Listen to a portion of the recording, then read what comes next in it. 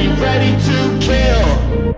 You cannot stop me, I'ma make it to the top spicy. Call a covenant, not cocky. You cannot break me, this world's mine for the taking. Got an inch, man, I'm making. I'll keep my head down and grind and be patient. I'll take a stab at the top and the sailing. They can all try, but you cannot contain it. Cause I see the things that I want and I take on my goal. Push myself to the brink, no limit.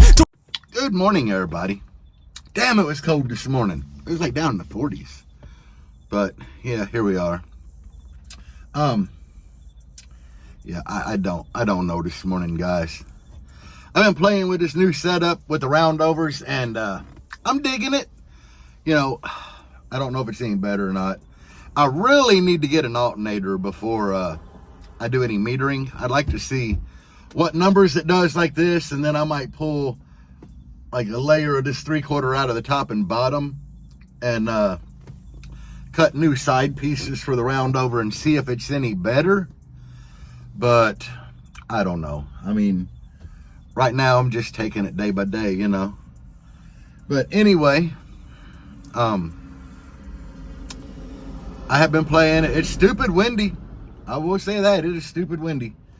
I'm not really concerned a whole lot about numbers, but I'd like to see what it does. But I'm enjoying it. I'm having fun. Finding new songs, and what sucks is I can only play a couple of songs, and then my voltage is pretty low. So that's kind of a downer. But some things that I thought that I would share today that you should not do in car audio. That are like pet peeves, and they just never work out good. One of the things I don't think people should do is, I've seen so many pictures on Facebook of people that are using like red wire for positive ground and everything. I don't dig that. Or people that use black wire for positive ground. Like, I would get so confused, hook shit up backward, and it would blow. That is just a huge pet peeve of mine. Or I see people that have like, you know, a small build in the car, and they'll have like a piece of like red 4 gauge for power wire, and then it's like they got 10 gauge for a ground wire. It don't work like that, guys. That's no bueno, no good. Don't do that. Or people that say you can't mount your amplifier to your sub box. You know, that's kind of a double-edged sword right there. Because if you're using a prefab box from eBay, I probably wouldn't. Or Amazon or whatever. Or, you know, the old Best Buy. Nah, I wouldn't mount an amplifier to that. But if you had somebody build you a custom enclosure, you're probably good. You know, because them people are actually going to use good wood. Hopefully, if they're a decent builder. It's going to be double layered everywhere, braced, and stuff like that. But when I see people say you shouldn't mount your amplifier to your enclosure, a lot of times I'm just like, I think to myself, the enclosure should be the stoutest part of your vehicle, pretty much. In this Jeep, the enclosure is the most solid part of it.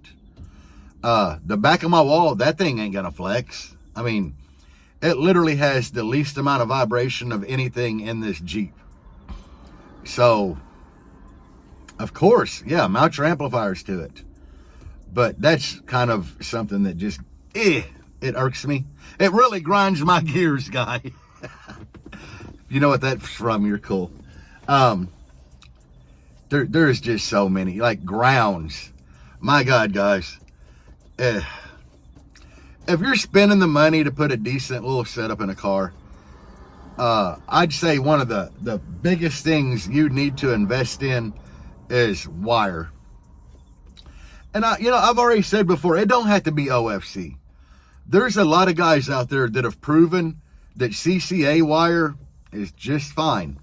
But you got to remember, you need to take the amperage into consideration that you're going to be pulling, and the feet of wire that you're going to be using, and make sure that you're exceeding the amperage you're going to be pulling.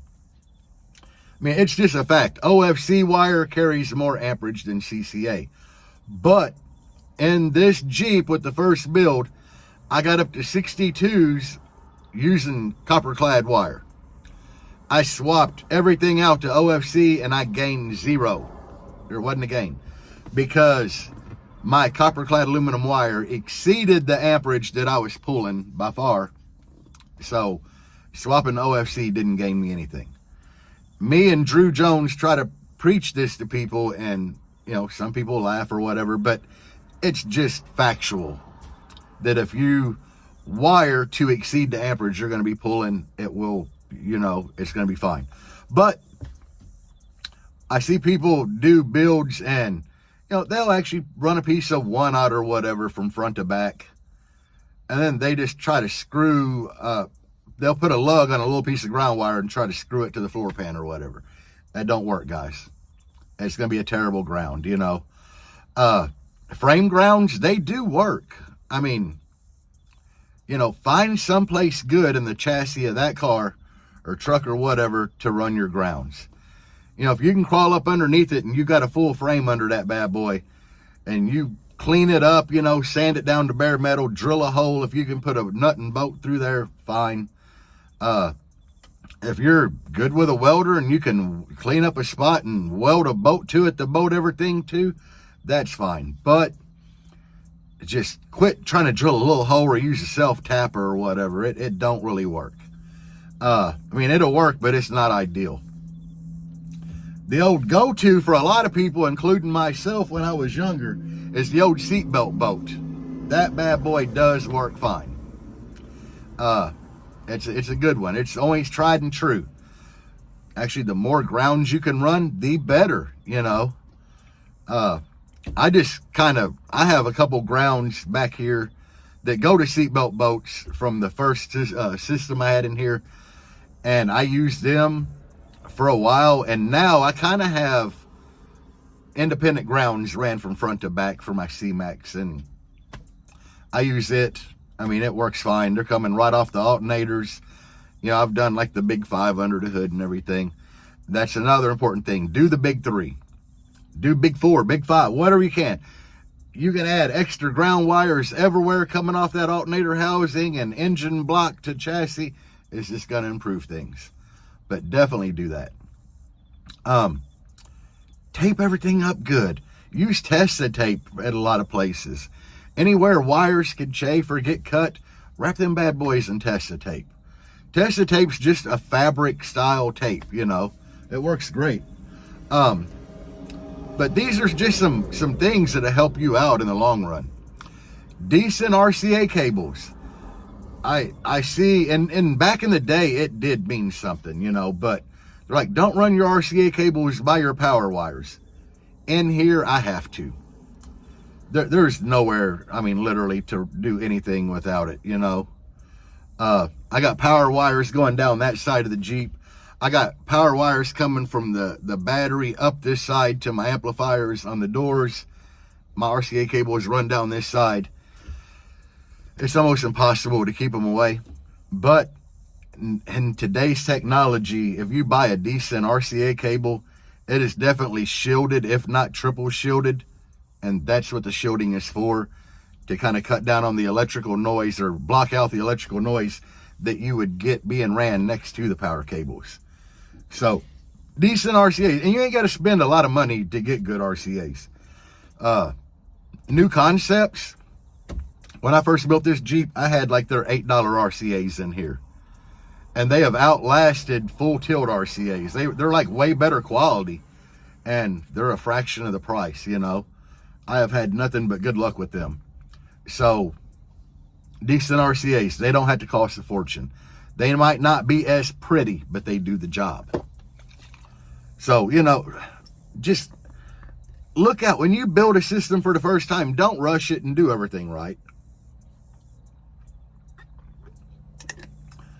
Don't be one of these guys that has a stock alternator, me, on the wife's Ford Edge, but I have battery power in that car.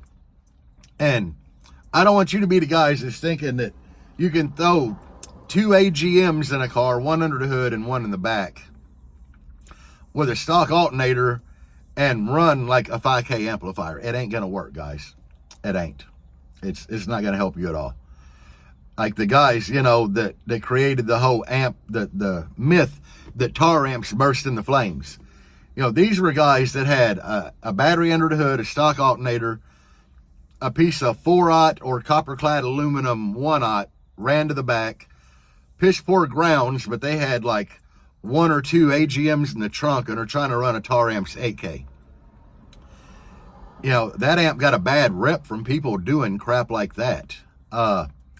Well, yeah, that amp, I mean, I've seen that tar amp's MD8K clamp over 9K. So you got an amp that does true power, and people are trying to run it on electrical for a 3K, and it don't happen. Always think about your electrical. Always. You know, overbuild your electrical for what you're planning to run. That's my best advice I could give you guys. Another biggie is a voltmeter. Put a voltmeter in your car, in your dash, somewhere. Like, I got a voltmeter on this bass knob, but when I'm demoing, I'm not looking down at my hand and my hand wraps around the voltmeter. That's just there to be pretty. I have a voltmeter in my dash, and plain sight of view for when I'm demoing, I'll look and see if I'm hair tricking, voltage, hair tricking, voltage. And that's exactly how I do it. That's how you should do it.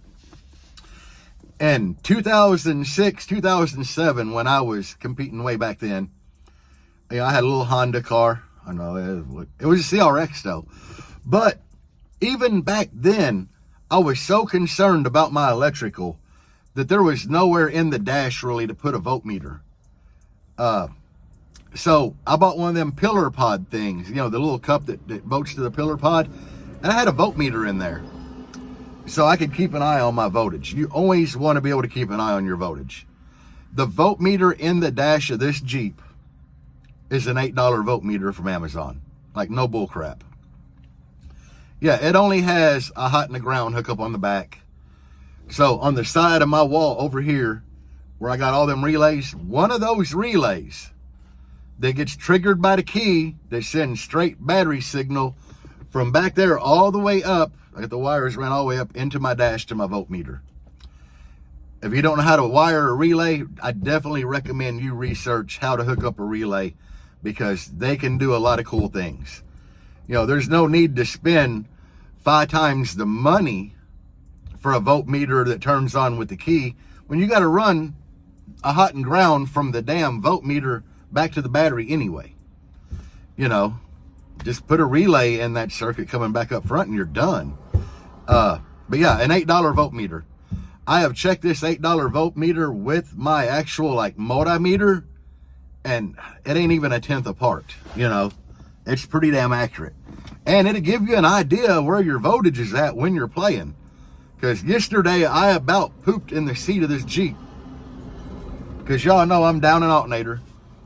And I was playing a song on the old Joe Sparky Dom USB that I got. And I don't know what the frequency is, but it was really low 20s. And it's that song Unstoppable by some chick. And that thing is just got a solid bass line in it. I'm at the window filming. I look over. I'm down to 15 volts. Didn't expect that. I about pooped in this seat when I saw 15. But these are some good tips and tricks if you're planning on building a system that you should really do out the gate. Good wiring. Red and black wiring. Some guys, just like my buddy Joe, he loved running nothing but black wiring for everything on his amplifiers. And it wasn't that he did it by choice. You know, it wasn't really his choice. His choice would have been to have different colors. But he got a good deal on a spool of black wire and used it for everything. God, that's going to confuse somebody like me. It would cause me to blow crap up. But good wiring. Definitely, you know, the wire for way more amperage than you're going to be pulling. And it don't matter if you're using OFC or CCA. You can find charts on what them wires carry over whatever length of footage, you know. You can find a chart. So definitely, if you're doing CCA, do more wire. But either way, guys, invest in good wiring out the gate. And I'm not saying you have to buy OFC. CCA will work fine if you wire properly. But a voltmeter, that is a must. A decent RCA cable. You know, you're not going to get very far going to Walmart and buying a cheap amp wiring kit, and it's just, you're going to get like crappy RCAs and stuff with that. It's not good. You know, the proper tools for the job. Forever, to crimp like my lugs on the ends of my wires, I used a hammer crimper. You know, it's a little thing, it looks like a guillotine. You lift it up, put the lug in there with the wire in it, and you smack top of it with a hammer. They work fine. I know people that use them every day. If mine still worked, I would still be using it, because getting my hydraulic crimper out is a pain in the butt. I'm sitting here trying to hold the wire in and the lug and support that thing and pump it at the same time. It's a pain in the butt. I'd rather just set everything down on the concrete and smack it with a hammer. You know, you can get them for like $20 on Amazon. But good tools, everybody needs a multimeter. I would recommend everybody get a clamp, because the alternator problems that I had on the wife's car at one point and this thing, they were quickly solved with that clamp.